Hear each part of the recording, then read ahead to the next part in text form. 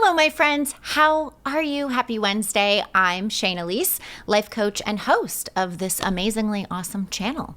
Today, I want to talk about your brain and what it is that you are feeding it. Our brains are the most important organ in all of the human body. Now, I was going to get super scientific with it and pull out neuroscientific research and data to prove this point, but last minute, I decided not to. I kind of just want to dive in and talk about what you are feeding your brain on a daily basis, because we are responsible for what we're choosing to consume and for being aware of the effect, positive or negative, that it's having on our mental and emotional well-being. You ready?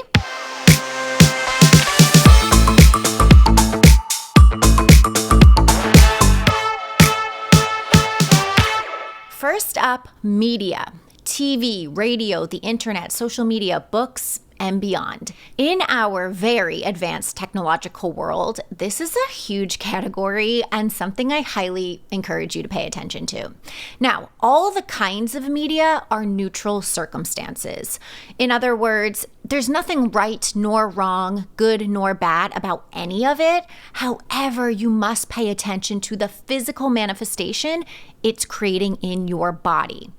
When it comes to media, and frankly, all of the categories that I tackle today, you want to ask yourself, does this feel good or bad? Does this raise my vibration or lower it? For example, here's my personal take on media, the Twitter version. No pun intended.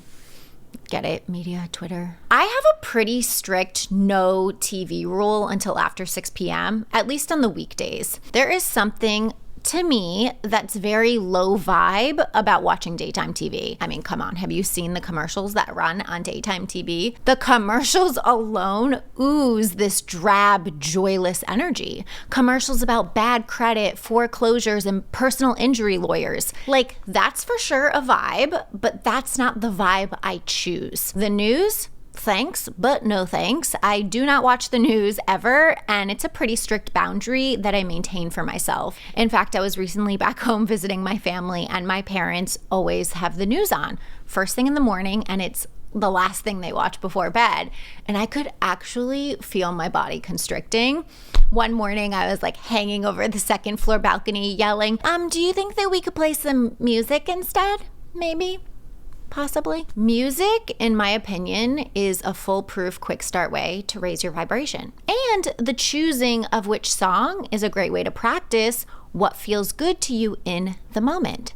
I mean, sound is literally vibration, so it only makes sense that music holds so much power when it comes to elevating our mood. Now, don't get me wrong, I love TV. I am not one of these people that can live without cable.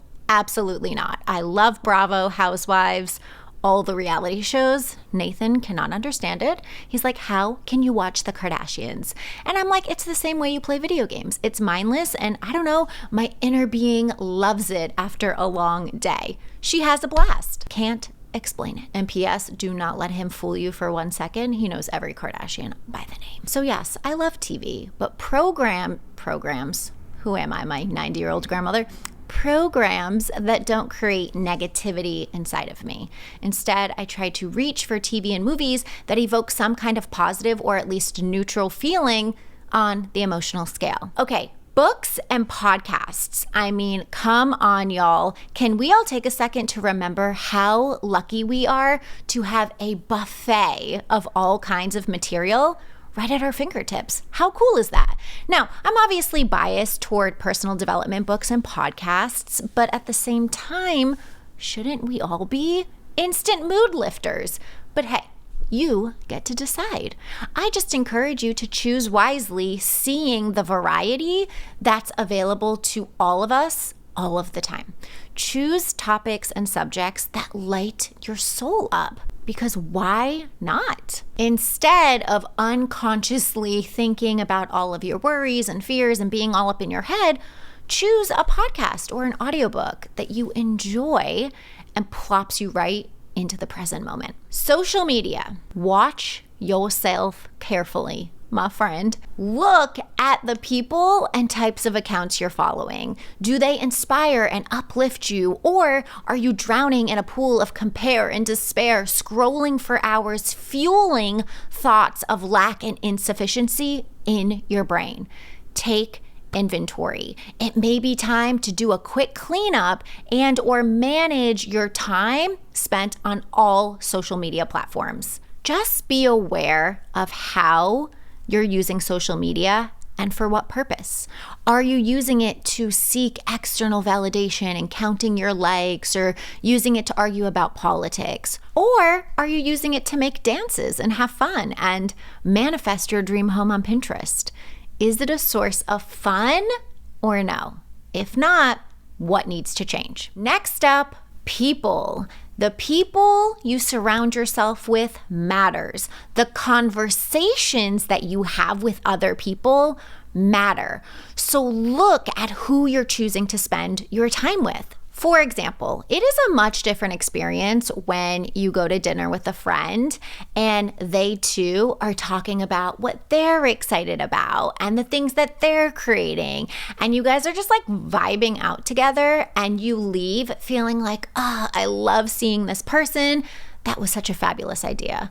Versus when you go to dinner with a friend and they're telling you again, like clockwork, about how awful things are and things never work out for them and that life is terrible. It is very easy for us to adopt other people's low quality thoughts and limiting beliefs and take them on as our own without even realizing it. I mean, look at how all of us ended up with so many limiting beliefs as adults because we adopted them as children. But back then, we didn't always have the choice on who we spent our time with, right?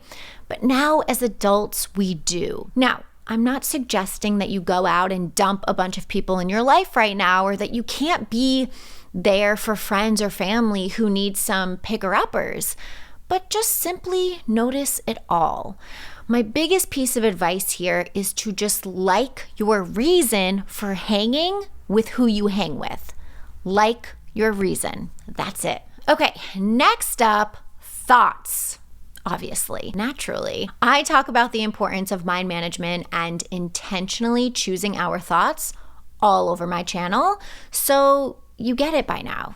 The quality of our thoughts determine the quality of our feelings, because our thoughts literally create our feelings. So if you feel bad, all that means, all that signals is that your thoughts are crap, basically. Make it a habit to practice new, better feeling thoughts on a daily basis. Tell your brain what to think and give it gentle reminders throughout the day. Next, dreams. Guys, don't be afraid to make time to dream. Fill your brain with what you're looking forward to in and for your future. What is it that you desire? And then go to that place in your mind with all 5 senses.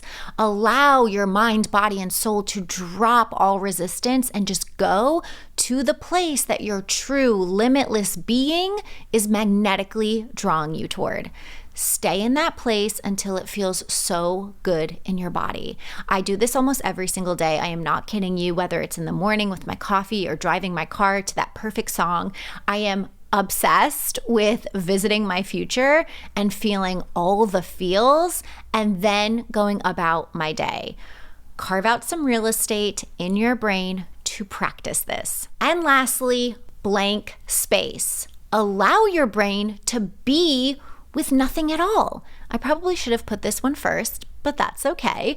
There is so much power in neutrality and no thought. Shout out to meditation. I was talking to a client recently, and for weeks we had been coaching on dismantling, aka getting rid of her limiting beliefs, which is the first phase of coaching. And so in turn, she began removing a lot of physical belongings from her home. This naturally happens with most of my clients because our homes mirror our internal state. So as we change our minds, we're drawn to change our homes and vice versa. Anyway, so then she got on the call one day and said, well, now, Shayna, I just have a bunch of empty space. And I was like, yes, girl, yes. That is such an incredible space to be in, because now you get to choose purposefully what you put into that space, mentally and physically. It's important to make room first to then be able to feed your brain with more delicious things, instead of just adding and adding and adding on top of a pile of garbage. Do you know what I'm saying? In other words, it's important to first delete certain types of media that aren't serving you, people in your life, limiting thoughts, ideas of your past, so that the universe can feed you new ideas and solutions and thoughts and people and all the things. Go Team Shayna. Yes. All right, my friends. Pay attention to what you are feeding your brain. How does it feel? Is it raising your vibration or lowering it? And choose wisely. Choose on purpose. What you feed your brain will make or break your days. I love you all. Thank you so much for watching. Go ahead and like this video. Leave a comment and let me know what types of things you feed your brain with that feel good. I'll see you soon. Bye.